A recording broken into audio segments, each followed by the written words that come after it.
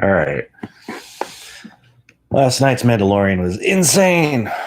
I wasn't sure there was another Mandalorian episode. I thought that last week's episode with Boba Fett and the exciting battle took place there was it. I thought that was all the main character stuff we are going to see for the season. I didn't imagine in a million years what they'd end up doing at the end of season 2 here. I went from a mix of emotions, and if you haven't seen it, watch it. I'll try to avoid saying what it is in the first 5 minutes, but I will share that last 5 minutes of sequence happens. I lost control of my emotions, and I wanted to cry in a good way. Like, I was like, oh my God, childhood fantasies lived up to it. Lived up to this. I mean, this lived up to childhood fantasies, I should say. But then was completely baffled by, let's say, restrictions in technology. It was strange, a little strange, but maybe it wasn't. Maybe it was pretty good. If you've watched it, you know what I'm talking about. If you haven't watched it, well, you didn't. And that's just that. Welcome to the Giant Casino Show. I'm Johnny Casino. It is Saturday, the 19th. Man, what a nice day out. A little chilly for my taste, but who cares about what I'm into? Hey, I made Christmas cookies with my friends last night, and I don't know if you've done the Christmas cookie kick. It's pretty easy to make a cookie, right? You just do it. You just make the damn thing. But I mean, making the cookie in the sense of there you go. Making the cookie that's right for you. Ladies and gentlemen, have you been able to find the cookie that is right for you? Do you need cookie help? Well, cookies.com can help you. If you go on right now, you get use the promo code just joking, and you can get a free stick up the butt. Thank you. So I'm just practicing doing ads for fun. Yeah, we made cookies, just the traditional sugar cookie where you just eat a little sugar, a little flour. You know, the thin little, like, I don't know how to put it other than the ones you buy at Safeway taste exactly the same. It's exactly the same thing. But you do it at home, so there's emotions, there's friendship, there's flowery feelings. So yeah, Liz and I hosted our friend over. We had a little dinner, made the cookies, watched some cheesy movies on television about Christmas, and it was fun. It was probably the only It's the only activity I've done. It feels like in like 6 months. And I was just like, I felt weird. I felt like I didn't know how to have someone over the house. I was like, does it smell bad? Clean the house. It's fine. My dog reacted nice to her. Yeah, it's nice that the dog lets us have guests. Imagine if the dog was like, freaking out all the time about whoever comes over. It would be not pleasant. But there it is. We had a fun time. Man, I cannot. I gotta wait. It's not even 5 minutes in. I really want to go into detail about this Mandalorian episode. I didn't, like I said, I didn't know it was coming out. I thought it was. I thought we were already done with the season, and I stopped paying attention to it more or less because it's Christmas time. It's Christmas. Focused on Christmas. I'm focused on my little family here. Focused on getting, looking at work. So I'm not thinking about entertainment so much. I mean, my entertainment. I'm not thinking about what's going to be on TV this week, if any, with any real importance.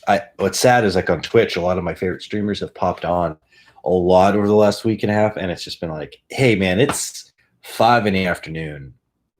I'm busy. I cannot stop everything and watch a 3-hour stream of you playing, I don't know, GTA.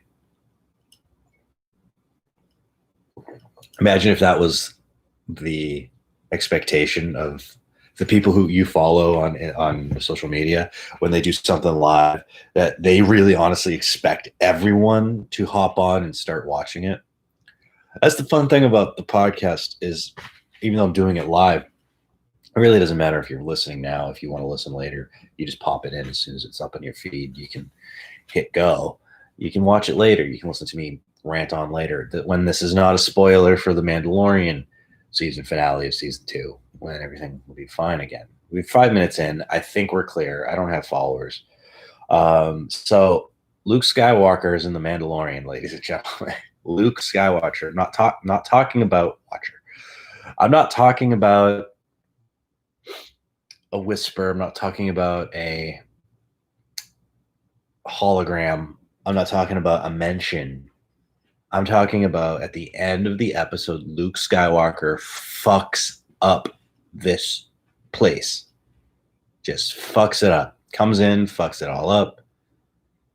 And everyone's like, what the fuck? Who is this guy? I'm like, and they're like, it's a Jedi. That's what Jedis are like. Like all the Mandalorians in the episode, like, that's a Jedi. We're not getting out of this. If they thought it was coming to kill them. That was the best part, was that all the Mando and the other people he had in his little group were absolutely convinced, oh, this Jedi's coming to kill us all. Isn't that interesting? They're like, this Jedi's going to kill us all. It found us on this Imperial ship. It doesn't know what's up. It's going to kill us all. That's what I think they thought. They thought Luke with that green lightsaber is going to come in and just start slicing motherfuckers in half. But he shows restraint. My man comes up and he's fighting droids, bro. He's fighting droids. He had moves like his old man. Oh, he had moves like the old man. He was fighting droids. He was strong. He was just like, he was dope. I'm going to watch that scene right now. Like, I really am. That was great. And that's why I was coming to tears. I started coming to tears. You have to watch the episode. So I started tearing up, essentially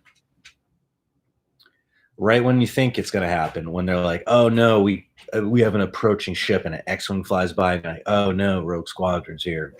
There's going to be more complications. Or you think like an entire fleet is going to arrive with Leia and Han. I thought the Millennium Falcon was going to arrive. I swear to God. And then they do what they do, and then like, hey, they're like talking to the ship, like, hey, please respond. And then he just goes into cargo bay, like, yeah. And then from there, he just starts doing his business, and everyone in the control room is just kind of quiet and watching whatever's happening on the monitors, and you get to see it in person, like third person view behind Luke Skywalker. You don't see it's Luke Skywalker for a while. You get the little bit of clues just by the fact that it's a man who's not huge, a slight man. Luke Skywalker wasn't the 6-foot Hulk his father was. He was a smaller dude. Him and Leia were short. Him and Leia took more after their mom than they did their father in the height. So he's this short guy in a robe, and you kind of see black clothing, but you can't really be certain. Like, okay, well, black clothes, so what? And then you see a gloved hand holding the green lightsaber, and it's like, wait, what? What is that? And then you start noticing the lightsaber, and you're like, I think I recognize it. Looks right. I don't know. It also kind of like changes a couple things. Like, oh, this is Obi-Wan. Yeah, like it just changes so much. I thought Obi-Wan was going to be in it for a minute. So many things happened in that fucking episode. It was good. It was a good episode. Christmas is around the corner. If you haven't gotten the perfect gift for your loved one yet, you go on adamandeve.com, you put in the promo code, not a real code, and you should get nothing off your order. So I want to get my girlfriend spa day stuff. like a spa. She can't go to the spa herself because the spas are all basically shut down. But she wants to do things to beautify herself for her own validity. I don't know. I know other like she doesn't want to pluck. She doesn't pluck her own eyebrows. So she doesn't know like how to do it right. So she doesn't want to do it. She wants a professional to do it. I understand. For like 1,000 years, it felt like I wouldn't shave my beard down even though I had the beard shaving tools because I thought it just didn't look right. And then I came down to the conclusion of time and stuff. I'm like, well, my beard's just always gonna fucking grow back. So sometimes occasionally I'm gonna want it to look neat, let it grow out, and then go see a barber about that. Otherwise, you get clippers, you just bring it down to this every couple of weeks, and you don't look like a slob, and you actually, your beard actually thanks you. It kind of grows thicker, I think. Speaking of growing thicker, Manscape has the Lawnmower 3.0 perfect Christmas gift even after the holidays. You go onto manscape.com and put in an offer code sayonara and say goodbye to that unsightly body hair. These are all fake promo ads, ladies and gentlemen.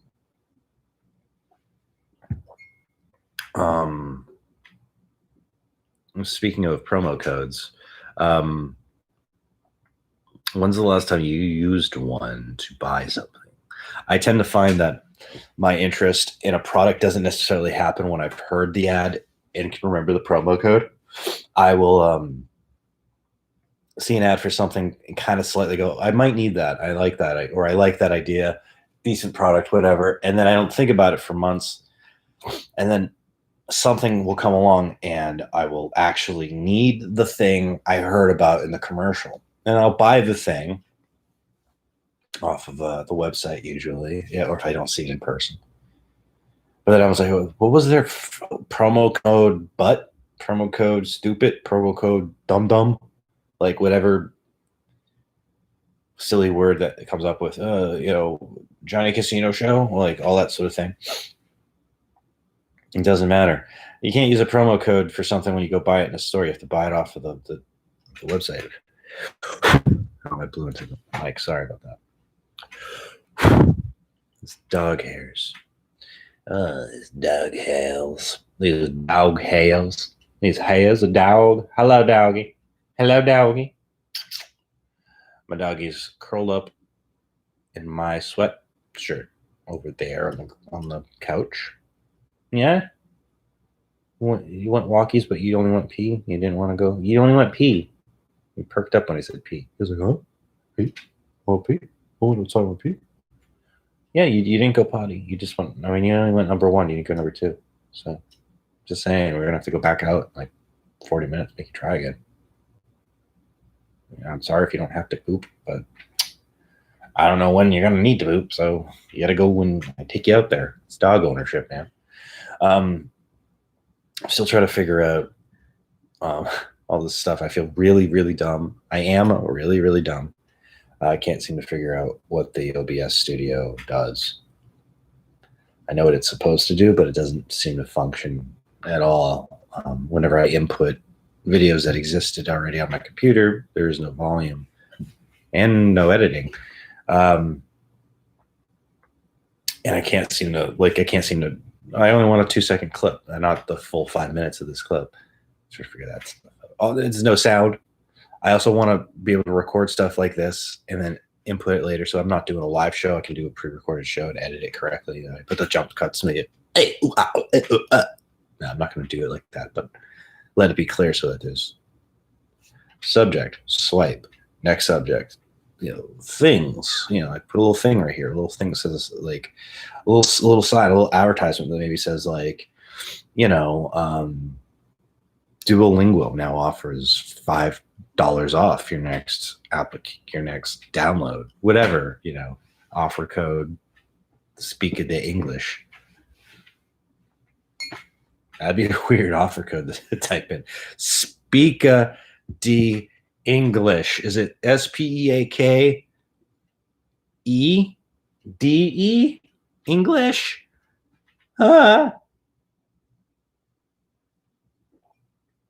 Oh God. It's funny. I come on here to Facebook Live to nobody. Facebook Live, YouTube, and I bitch and moan. I don't know if anyone listens to this. I don't get any responses from anybody. I don't check to see how many people listened. I do know that no one's listening right now because it will tell me live on the screen what's going on. And I embarrassingly just go like, I'm not smart. I don't know what I'm doing. I'm sitting here all day, not staring at things, not knowing how they work. And I'm just going, it's going to sink in eventually. And it's gotten to a pathetic point. If things were normal and such, I would literally just be at a comedy club. And the people I know who are smarter than me there, which, believe it or not, comedians are smart people, and a lot of them are smarter than me. I would just straight up go, hey, you know these things. Can I offer you some money for some tutelage? If no money at all. If no money would be best, but I will offer you some money for some tutelage. Or just like, hey, I went to this website, or I took this online class and everything worked out. Thank you. That's all I would like to know, because I'm really insecure about these things.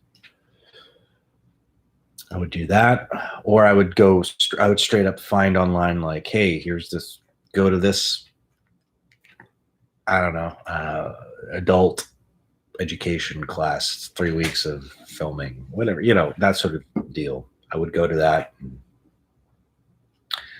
learn a thing or two, but it's not working out. It's so embarrassing. I was thinking about this the other day. The things that didn't work out, it's a rabbit hole of shame, is before I was with Liz, I just had to. I was in the dating world for a little too much, maybe for a while. And oh,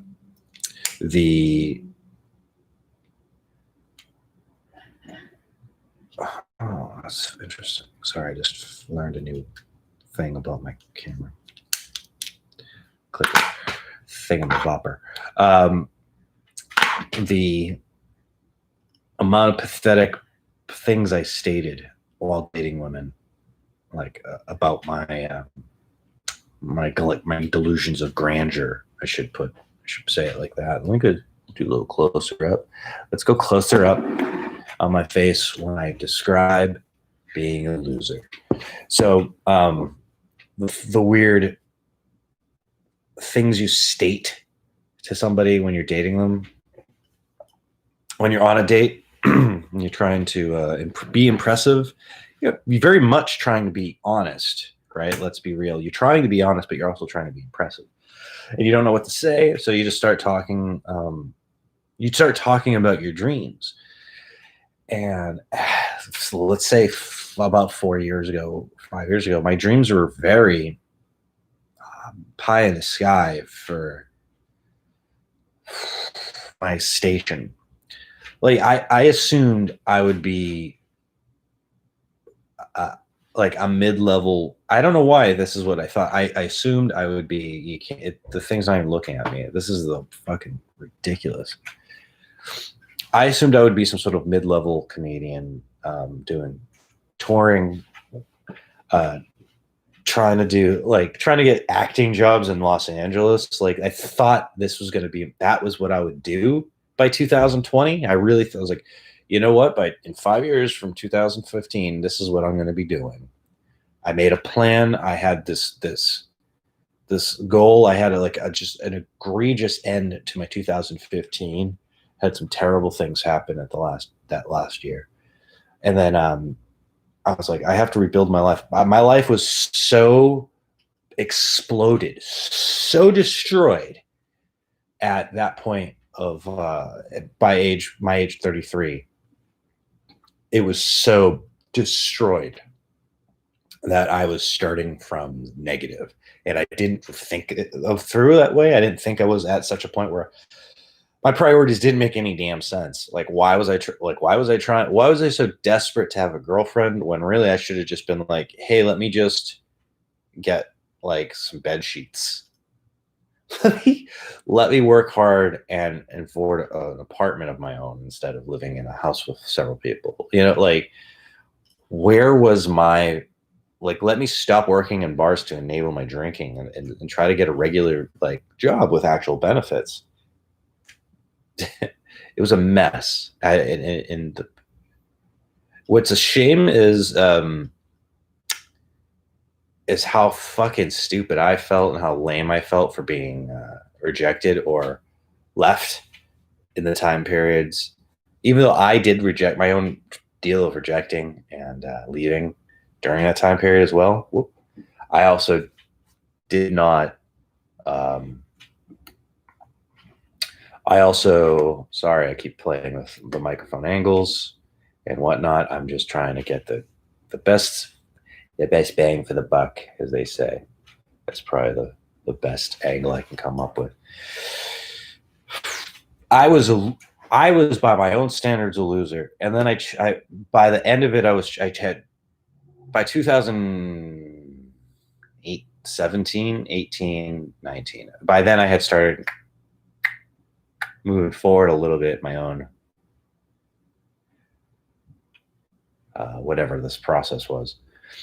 Still nowhere good in comedy. I swear I'll up front say I don't think I was good at it.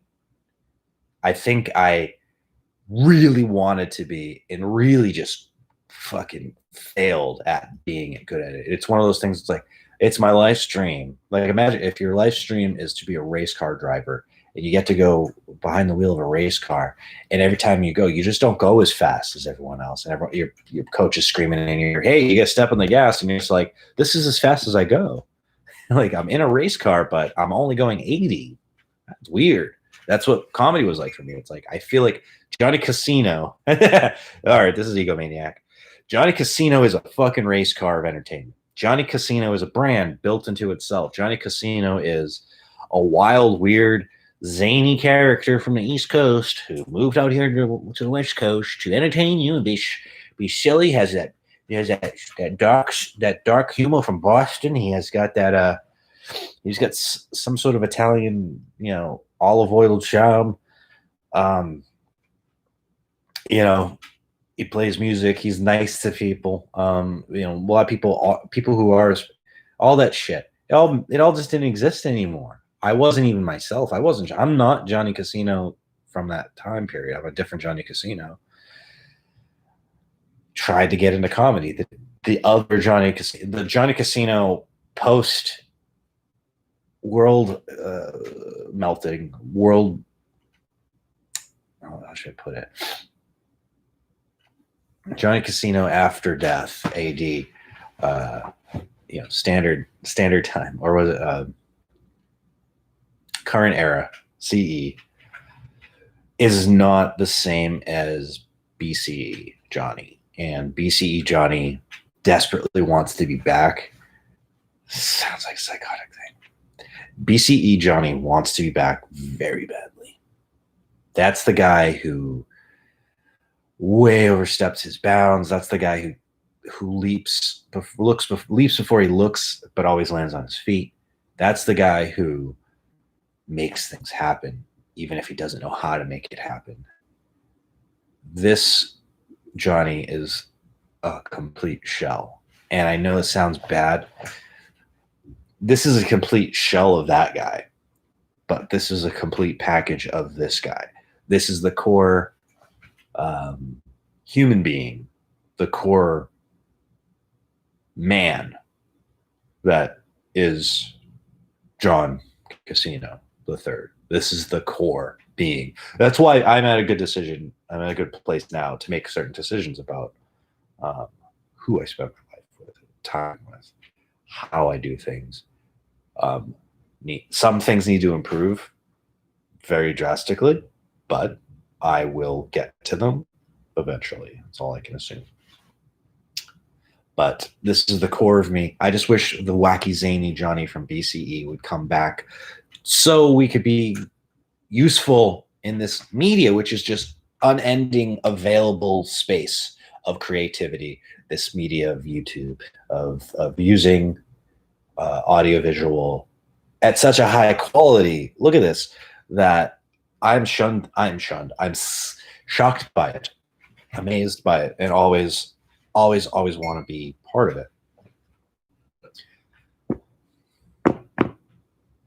I wonder if anyone I know watches these and thinks that this guy's sane and needs to be put away. I know I'm still a piece of shit hater, and I will watch other people's social media and think they're having some sort of mental breakdown. There's a few people I know in Sacramento. Sorry, blasting you out. I'm not going to mention names. That I'm fairly certain they might have severe issues of some sort, psychologically, or they're just super young. And here's the problem: you get your certain age, and you think everything's honky dory, so you go about life in a certain way, and it's gonna not you're not gonna like it later. There's, for God's sakes, there's things from like Live Journal that I wrote down in a Live Journal back when that was a thing before Facebook or before MySpace, right around the time of MySpace, was this thing called Live Journal, and essentially you could post a picture or two, but mostly it was here rant blog, and you would end up using it like a diary, like a journal. And I would write bad stuff. I would write stuff like, my boss is a piece of shit. And he would read it. And he'd be like, so I'm a piece of shit, huh? And it was fucking weird. Like, I didn't realize people would look me up and then get attached to it. And I'm sure it's still out there, and I'm embarrassed by it. I probably mention weird things in it, like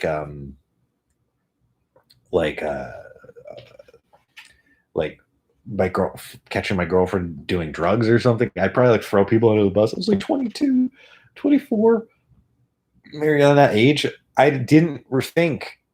I thought of AOL as the internet still. I thought you go in a chat room, you talk to strangers, maybe you send them a GIF or a picture. All AOL was a weird thing where you go in a room and people just go offer you porn. It was the weirdest fucking gross universe I ever had to be a part of. Luckily, I got to make one or two friends on there in real life who were like in the neighborhood where I lived and whatnot. So everything was fine. But just saying, like, I'm not internet savvy. You want to know something weird? Is I used to be, when I was a teenager in the 99, I think 1999, I was on, from 1999 to say 2001. Yeah, I was on a internet radio show before there was podcasts, before there was internet radio or streaming. I was on a streaming internet radio show. I remember it was such a huge deal because the school I was going to decommissioned the actual FM broadcasting tower because it cost too much money. And their view was like, getting rid of this and the cost of running it allows us to upgrade our studios to the max. And then we use the server system to go on the internet. You just tell everyone who wants to listen to go to this website, and then they can listen to you. And there's archives, so they can listen to you later. You know, it was a great idea. The concept was a little strange because I went to school for radio broadcasting school, and my first day they're like, we don't have a radio station anymore. Which was like, whoa, hey, I gave you $60,000 and there's no radio to be on. I kind of paid to be on the radio. Literally, I paid to learn up on how to be on the radio so that I could go talk on your radio for a little while, practice, and get a job at another radio station. That's the whole point of going to radio broadcasting school, to get on the actual radio, to have actual physical copy of yourself on tape. And they were like, we don't do that no more. So they don't do that no more. And now I have to work on what they have. So it was internet. And I have no control over it, except for the sad thing was, and I tried to like tell this to my professors at the time. I think they got it. I think they understood, but they also were like, no, it's okay. It'll be okay. Well, at the time, the only people I'm trying to impress are my family members, and they don't all own computers, and they do all own a radio. They all have a car or a house radio, and every single one of them was like, Johnny, when are you going to be on the radio? And I had to tell them, it's not a radio station, it's this. And they would go, what? I don't even own a computer.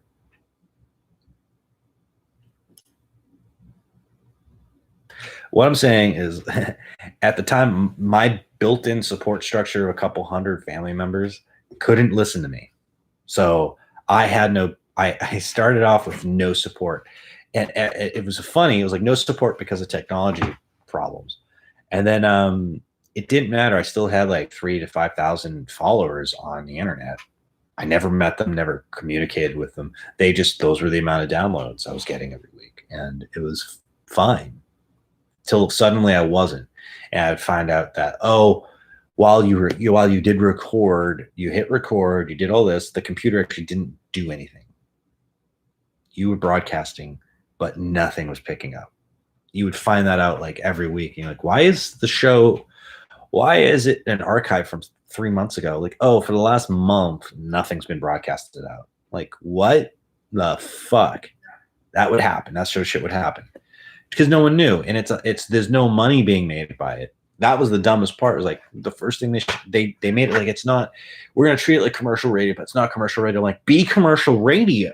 If you're gonna teach people how to be on commercial radio, be a commercial radio station. I don't understand the baloney of pretending to be a socialist radio station when you are training people to be on a radio station that's not socialist. Does that make sense? It's like you wouldn't train someone to work in a kitchen by saying, okay, I want you to, this is weird Miyagi stuff where he's like having him like paint the wall. So later on, I guess it works with Miyagi, but it's not going to work in other circumstances. You want actual real world experience. Imagine if that's the reality of the karate. I mean, I'm so over the place. That's the reality of Karate Kid, isn't it? Like that Daniel's son didn't actually learn how to fight. He learned how to do some house chores. And by luck, those house chores saved him from getting his face broken in by Johnny every couple of weeks. Okay, everybody. I've gone for fucking 30 minutes. I data dumped all my insecurities on you for no reason. And you didn't need any of that. It's not your fault. You didn't do it. You're a nice person. I love you. You're good people. You're my friend. Don't worry about it. We're going to be okay. We're going to get through it and have a good weekend. If I don't speak to you before Christmas, Merry Christmas. But I'm bored. I'll talk to you.